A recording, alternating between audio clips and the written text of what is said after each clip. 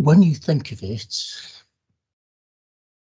there's something sad about the anonymity of many victims of the Holocaust.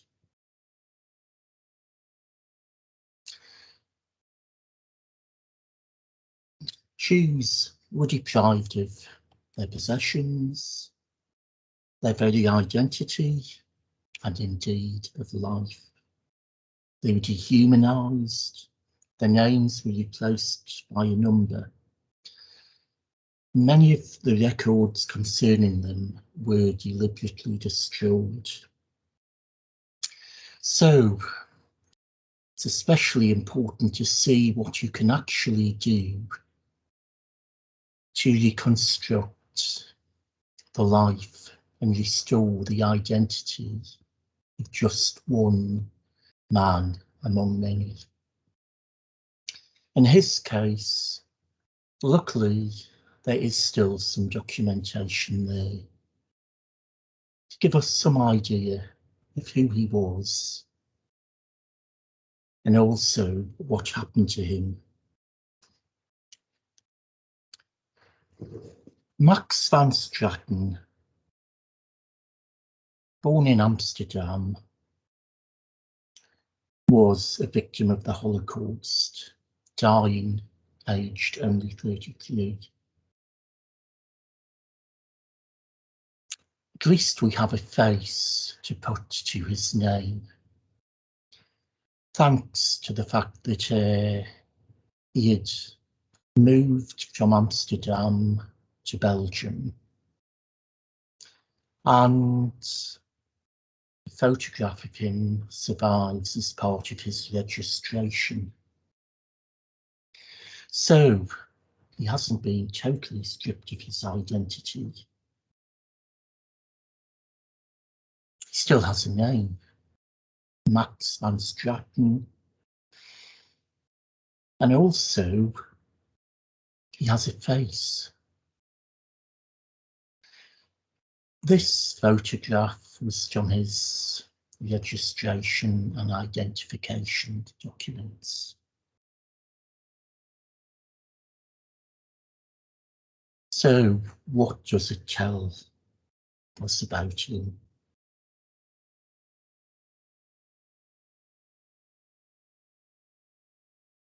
Is he youthful looking? Was he sensitive?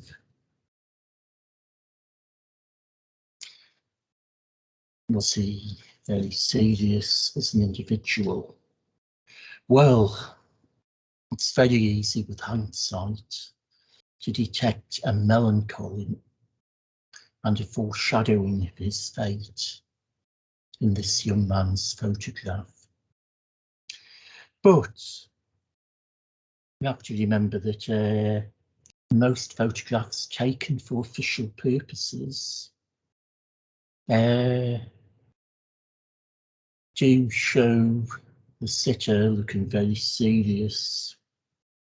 They tell us very little about the character or indeed the mood of the sitter. He could be melancholy, or perhaps not. He was just putting his best face forward for the camera. What the photograph does show is how Max van Straten wanted to be seen by the people who were allowing him to live in Belgium. It reflects his self-image.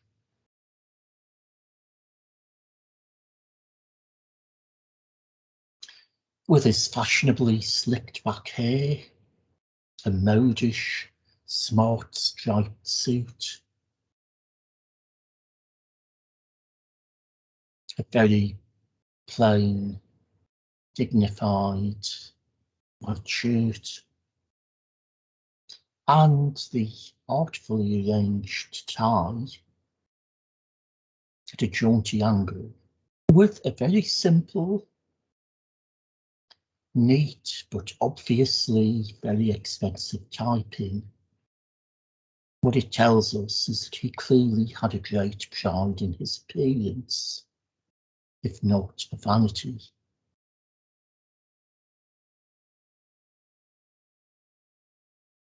Well, it shouldn't come as any surprise to learn that he was a sales representative for his father's children's clothing company. But we can only guess and imagine anything more about him.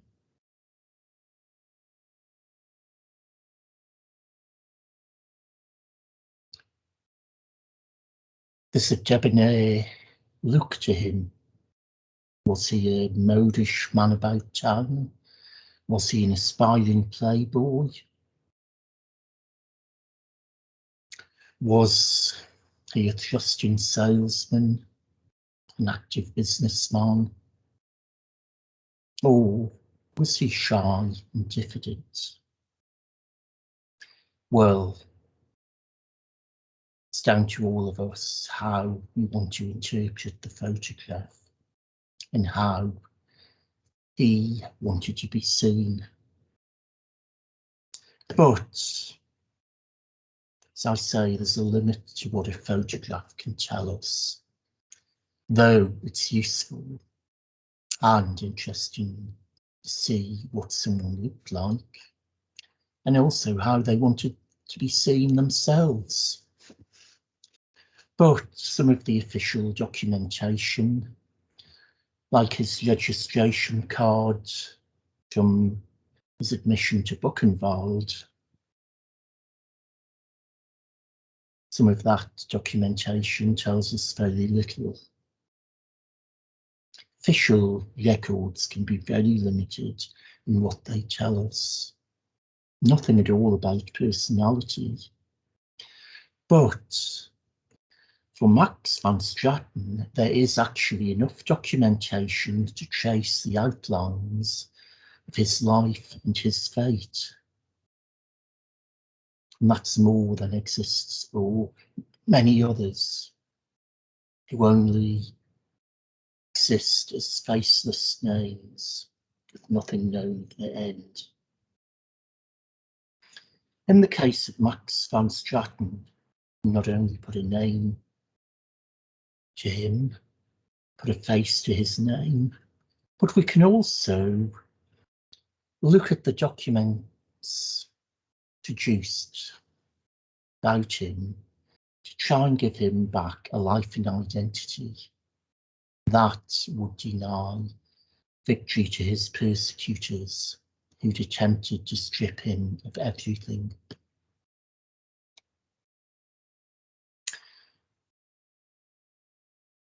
We do have a series of documents made available by the Eilson archives of Max van Straten's admission to Buchenwald concentration camp, which he was sent to in December 1944 from Auschwitz, in which he had initially been incarcerated. Now, perhaps one of the most poignant of those documents in his file is a list of Max van Straten's personal possessions. They were supposedly to have been transferred from Auschwitz, but they're unknown.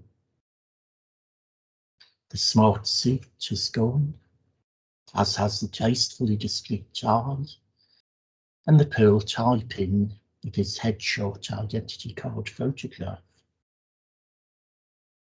These were all stolen from him, not just as an economic asset for the Third Reich, but to humiliate him and suppress any traces of the personality they represented.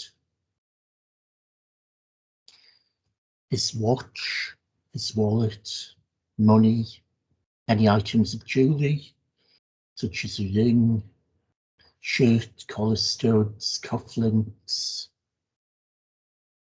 the tie-pin that stands out in his photograph, his house keys, personal documents and photographs would have all been confiscated after his arrest and arrival at the Dachau barracks before his deportation to Auschwitz.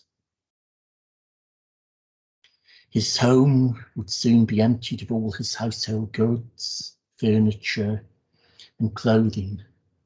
The more valuable items would be transported to Germany to be sold if they had an economic value, or to be given to German people bombed out of their homes, or to settlers of the German Reich in the east. Anything of purely personal value would be destroyed or dumped. Anything of economic value would be plundered. Then all of Max's remaining personal possessions and clothing would be stripped from him on his arrival at Auschwitz. Even his razor, comb and toothbrush would be taken. Now, this document is from Buchenwald and is a standard record of personal possessions. However, unlike the concentration camps such as Buchenwald and Dachau, where personal clothing and effects were not only listed, but might be kept just in case the detainee were to be released. At Auschwitz, the only release came through death. So everything was to be disposed of. And there was no point in itemising the personal possessions of individuals. Indeed, Max van Straten's life was worth less than his clothes. On entering Auschwitz, he and his fellow prisoners owned nothing.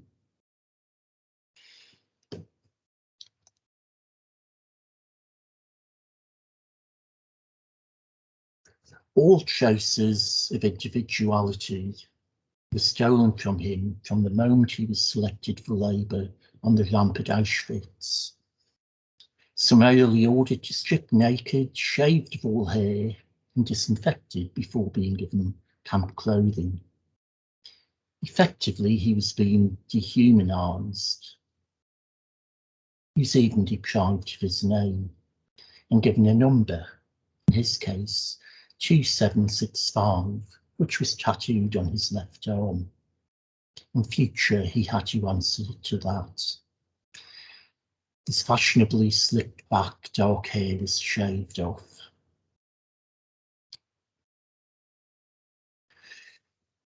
In place of that stylish suit, which would have already been disfigured by the compulsory yellow Star of David, to be displayed on all outer clothing since March 1942, and which was often sewed over the left jacket breast pocket like on a club or a school blazer. Now he was given dirty rags to wear. The usual camp uniform was with a cap, striped pants, striped jacket and clogs. It has become the recognisable image and identity of concentration camp inmates. However, by 1944, this uniform was often in short supply, and prisoners were often given the shabbier, the worn and torn clothes of other prisoners, daubed crudely with paint to show that their wearers were camp inmates. Triangles forming the Star of David were prominent on camp uniform and adapted civilian clothing. All individuality and dignity was denied to the detainees.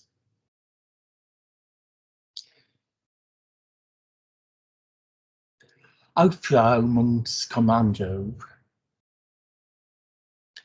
made up of prisoners, were given the task of sorting the confiscated belongings of new arrivals.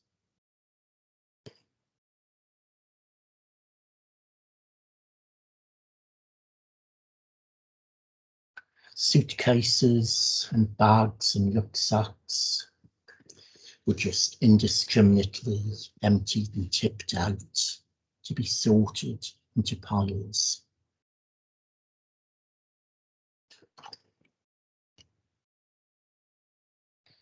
Max van Straten's clothes,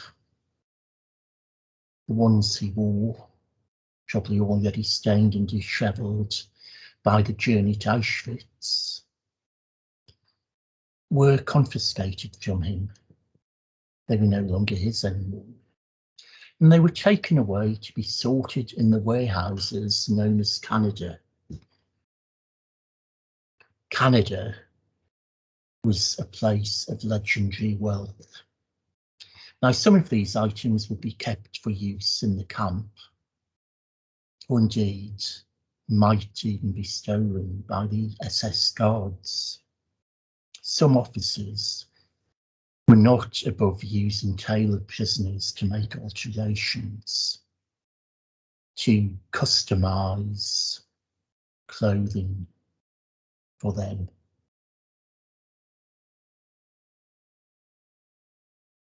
Other items of clothing and even rugs for your use were sent to Germany to be sold or for distribution to the German People's Welfare Organization. Well, such shipments were suspended later on as the war turned against Germany. But even so, in December 1944 and early January 1945, confiscated property which was sent to Germany ahead of the evacuation of Auschwitz included 222,269 men's suits and sets of underwear, 192,652 women's coats and dresses, and 99,922 sets of children's clothes. With each arrival of a new convoy of victims, the amounts of looted clothing grew. Suits, overcoats, sports jackets, trousers, shirts, underclothing, ties and belts were all fumigated. They were searched for any valuables or personal items, either in the pockets or hidden, sewn into the linings of jackets. Name tags and yellow stars were removed, and the clothes were sorted indiscriminately into the obscurity of different piles. Effectively, even the clothing was anonymised and divorced from any connection with the original owners, and even with other items from the same man's wardrobe. When Auschwitz was liberated in January 1945, some 32 of these warehouses were burnt down to remove evidence of what had gone on. But in the remaining 4 stores were found 348,820 neatly folded men's suits and 38,000 pairs of men's shoes.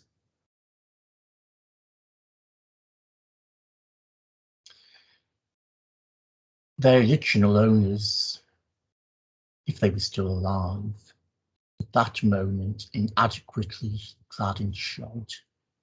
Their former finery was no more than a memory, a distant memory. Suits, which had so recently been the pride of their original owners' wardrobes, now clad civilians in Germany. Few ignored any evidence of their original wearers, or else they were neatly folded and piled up in the warehouses of Auschwitz, never to be reclaimed by the men who had last worn them. Instead, they would be looted by their liberators, claimed by local people who were virtually destitute, or eagerly adopted by survivors of the camp, who were keen to reclaim their former respectability, even if it was in a suit made for someone else, whose fate was unknown to the new owner. The past ownership of the garments was soon forgotten.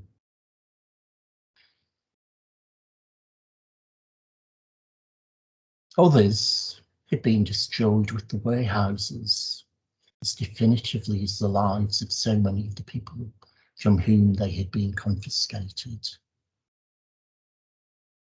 And indeed, many of these suits, shirts, dresses, coats were later to be destroyed as the camp was cleaned up. So, once well-dressed and prosperous, Max van Straten was to own nothing, not even his own child, in the last year of his short life. Just as his expensive tailored suit had been stripped off and stolen from him, he was now just yet another dehumanized, disposable economic unit amongst many. It all formed a stark contrast with Van Straten's earlier, more affluent lifestyle.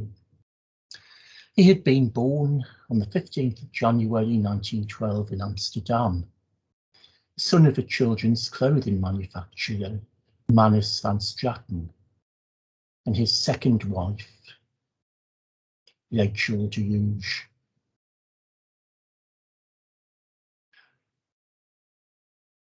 In 1930, Max van Straten, using the name Max, same name as his sons, opened a new children's clothing factory and showroom at Gelders Kade 101 in a modern, well-equipped building. This firm was to be confiscated by the Nazis during the occupation and later was re-established by Max van Straten in the same building there after the war. The family lived for a time in this well-proportioned, substantial house at 23 Plantage van Schellijn in Amsterdam, now Henry Polaklaan. It was an affluent Jewish area of Amsterdam. At other times they lived in Objectstraat and Minervalaan, all of them in leafy South Amsterdam. The family was well assimilated into Dutch society, though that was to be no protection.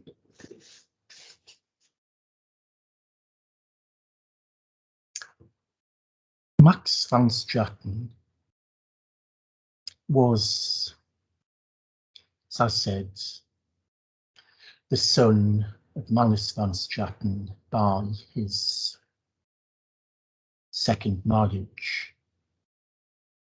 Max had two elder brothers, Michel and Henri, both of whom were to work in their father's clothing business and later to run it. Their mother, Max van Straten's first wife, had been his second wife Rachel's younger sister.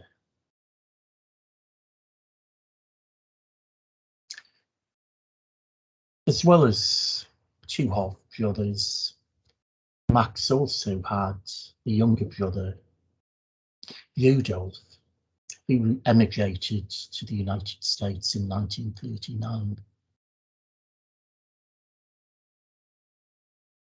After his mother's death in 1928, Max's father remarried for a third time to Marie Wons, who died in 1940.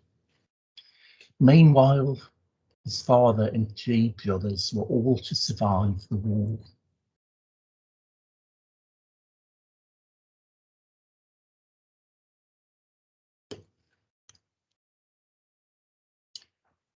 You could not say the same for Max's uncles, aunts, cousins, and their families. The three brothers of Max van Straten and 12 cousins of Max van Straten and all their families were to perish in the Holocaust. Here are two of them. On the left is his cousin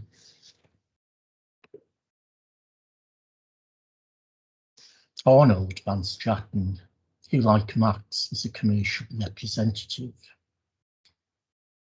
was to be deported in 1944 from Amsterdam to Auschwitz with his wife, who died there in March 1944, and Arnold himself was to be killed at Lübeck in 1945.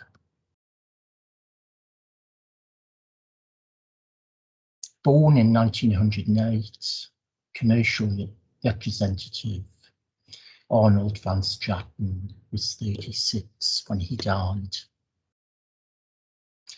On the right-hand side is another cousin, Elias van Straten, who died in 1942 after deportation from Amsterdam at the age of 22. Elias was a diamond cutter. From quite prosperous and comfortable pre-war lifestyle, squalor and death would be the fate of this family.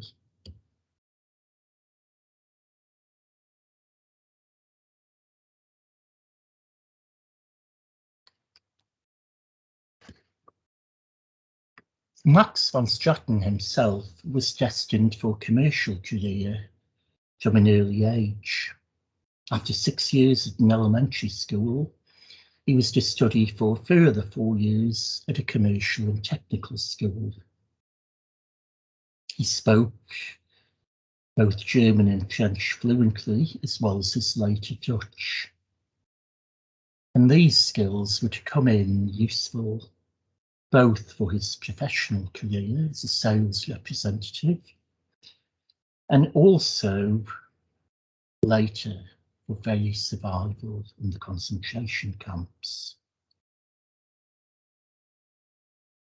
He became a representative, commercial agent, a salesman for the family clothing company. Thinking back to his photograph, it's obvious that dressing fashionably and well was essential to his professional role, and thus it had become a key feature of his identity, which gave him both status and respect. His suit and the accessories that went with it defined his professional and social standing. All of this would have made their sudden loss at Auschwitz a shattering blow to his self-image, an idea of who he was. In time, Max van Straten moved to Brussels, still as a representative. By 1944, he was living in the suburb of Saint-Gilles at 49 Rue de la Victoire, in a much less affluent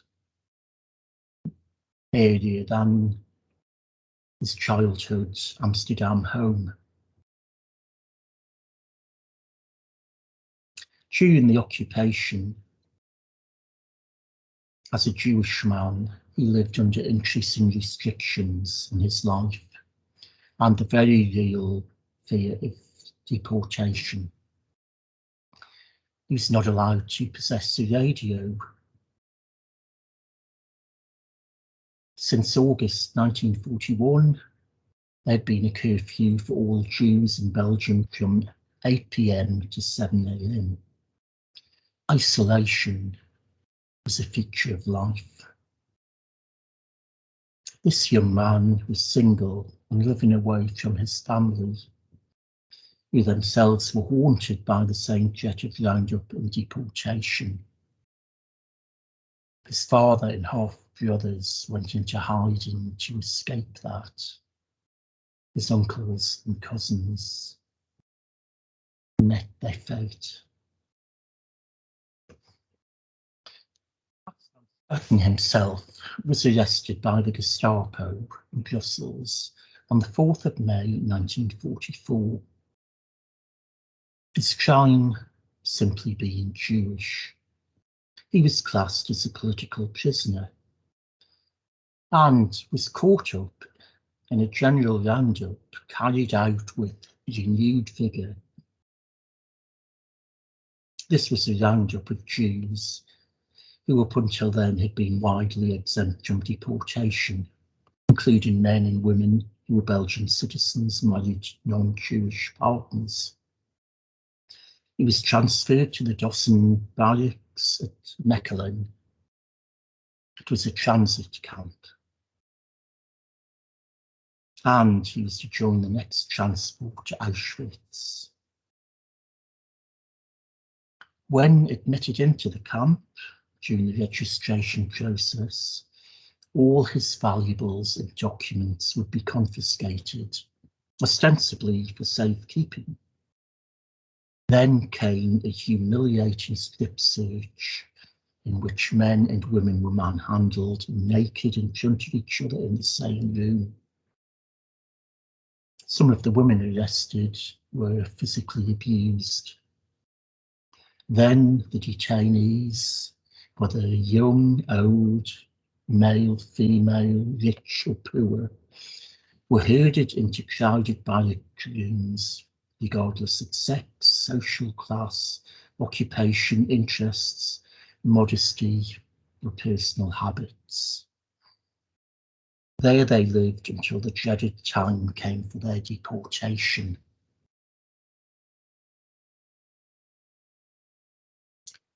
Max van Straten was on Transport 25 from Mechelen to Auschwitz. He was in the Mechelen transit camp, the Dachau barracks,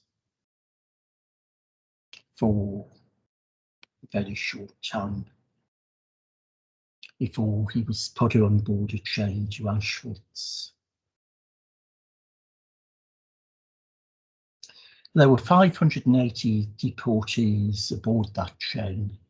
257 of them were men and 251 were women. It was to be the last but one of all the mass transports from Mechelen to Auschwitz. Van Straten was given the number 383 on the transport list. His birth date was recorded as the 15th of January 1912. and he was described as a Vertreter, a representative. The journey on that crowded freight train was via Antwerp, Assen, Neuschwanstein, Magdeburg, Leipzig, Gotha, Breslau, and Katowice. It took 2 days.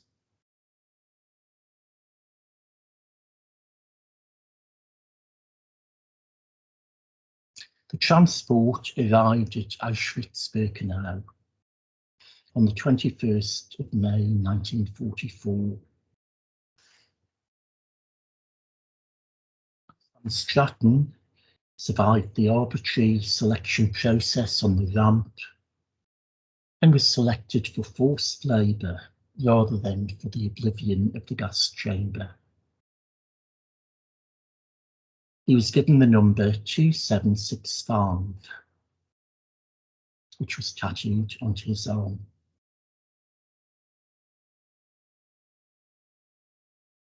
There was no role at Auschwitz for a dapper commercial sales representative in a natty suit, and instead he was arbitrarily assigned a job as a painter.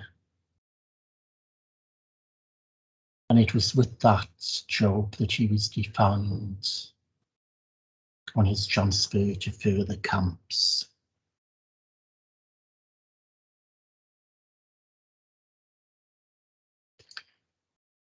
After selection and being stripped naked, Van Straten and his fellow detainees would be shaved, their heads would be shaved, they would be deliced and fumigated, given a shower, and then lined up to be given their camp uniform.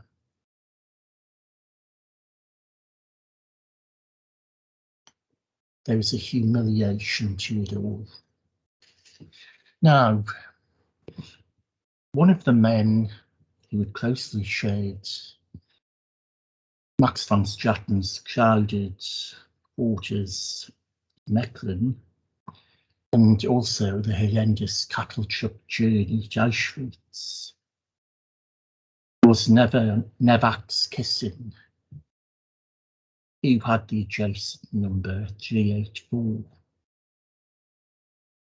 on the transport. Kissing was a 43-year-old engineer from Latvia, and he was to be assigned an appropriate job as an electrician, and that allowed him to use his skills both at Birkenau and later at Dachau, to which he was sent on the 2nd of February 1945. By contrast, Max van Straten had to adapt to a new, unfamiliar, more menial role if he were to survive at all.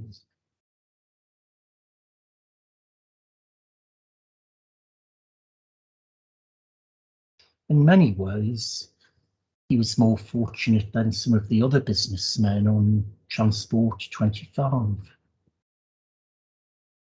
These were found as being unsuitable for hard labour. 37-year-old Sylvain David Goldstein was a merchant from Antwerp. He's seen here on the left. And he was deported to Auschwitz with his white, small working class family. His in-laws were sent to the gas chamber, while his wife, his sister, and their brother-in-law were selected for forced labour. Itzik Janko Zimmerman, seen on the right, a 40-year-old skilled rubber vulcanizer, had expertise that was more useful in an industrial complex like Auschwitz than a merchant.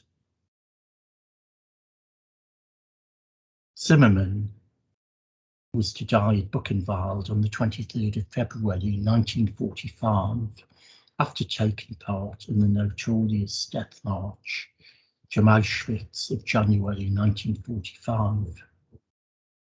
Meanwhile, David Sylvain Goldstein's wife, Jeanne, and her sister survived Auschwitz, but she was to never know what had happened to her husband once they were separated on arrival at the camp. He'd not even entered the camp records. After the war, he was declared dead, once there was no hope at all of him having survived.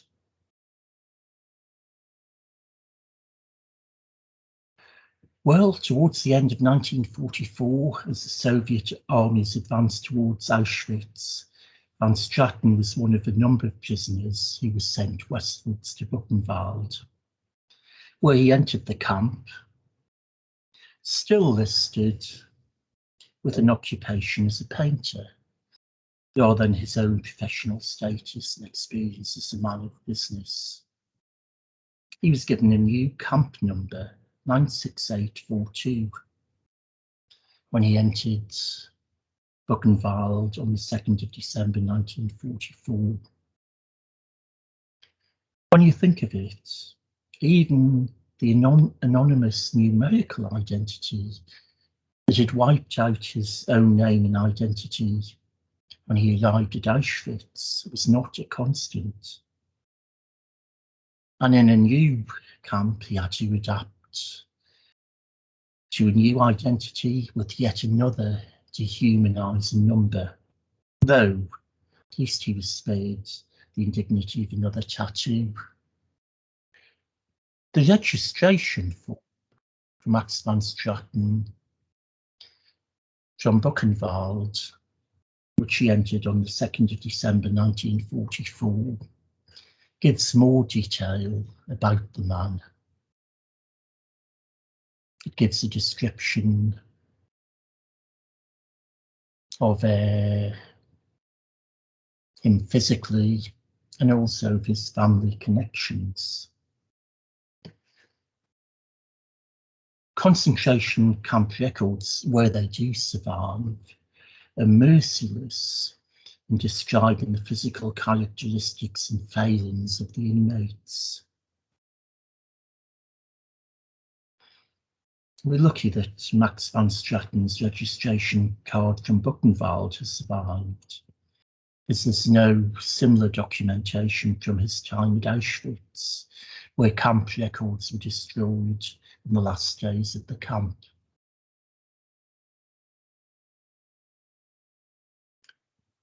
On this form, Max van Straten is noted as having been born on the 15th of January 1912 in Amsterdam, and that his last address was at the Rue de Victoire in Brussels. This was later corrected from how it had been written down by the scribe taking his details, who just calls it Rue de la Victor.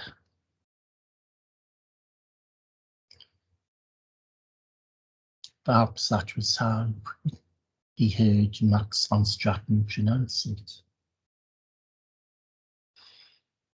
Van Straten's parents are named. He's described as single and of the Jewish race. He's also described as a painter, a lacquerer. His early education is noted, and also a physical description is filled in. He was a small, medium-built, but sturdy and strong man. His height was 172 centimetres, just over 5 feet 7 inches tall.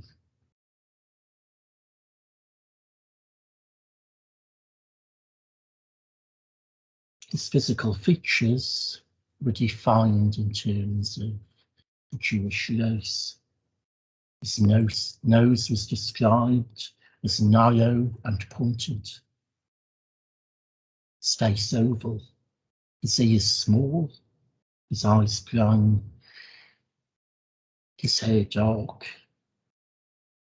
And his mouth is straight with gaps in his teeth. Well, think of that description and compare it with his photographs. Oh,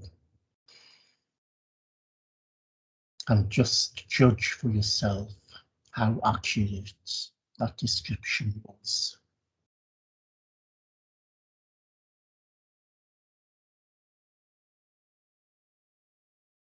He's also described as having one distinguishing feature.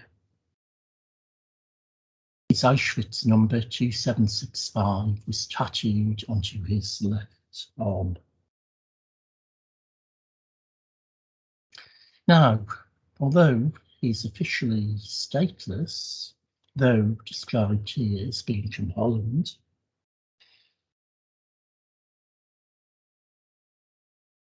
and classified as Jewish and incarcerated because of his race, it's interesting that Max van Straten is described as being without religion, as being faithless. Now, many of his fellow detainees were noted on these forms as being Jewish in religion, sometimes as Orthodox. But Max van Straten is without faith.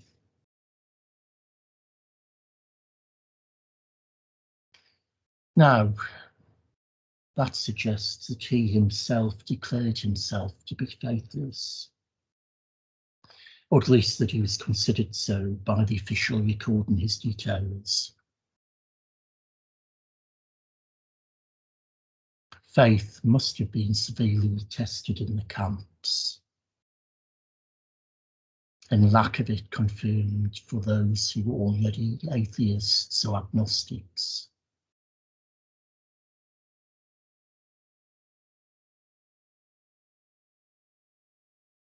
Max van Straten signed the form as being correct in the details given. And although the form has been filled in by someone else, his signature is at the bottom. Again, personal link with the man. His time at Buchenwald, though, was to be short. As the Allies advanced, prisoners were moved yet again, and Van Straten was sent to Dachau, camp with a high death rate as a result of an epidemic of typhus. After a forced march with little or no food or water, the internees arrived in a weak and exhausted state to an overcrowded camp with very poor sanitary conditions. Dachau was liberated by the American forces on the 29th of April 1945.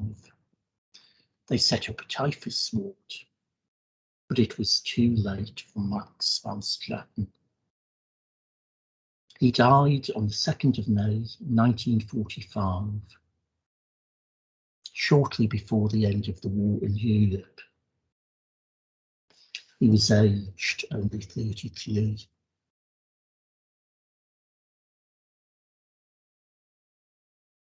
Even in death, his burial was to be anonymous. He was to be one rotten, emaciated and unknown corpse amongst many in a communal grave. Well,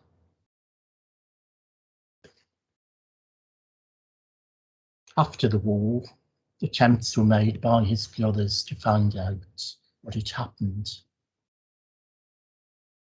and also to find out what had happened to his body. There were many forms and letters sent, but he was to remain unknown in a communal grave, Dachau.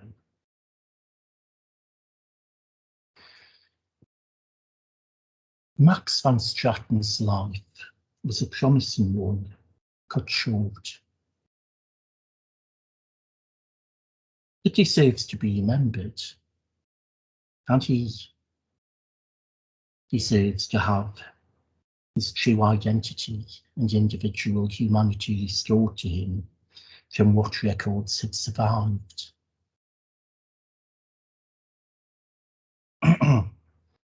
Even fragmentary records can go far to reconstructing a life, though there's always going to be a lot that will remain unknown and unknowable.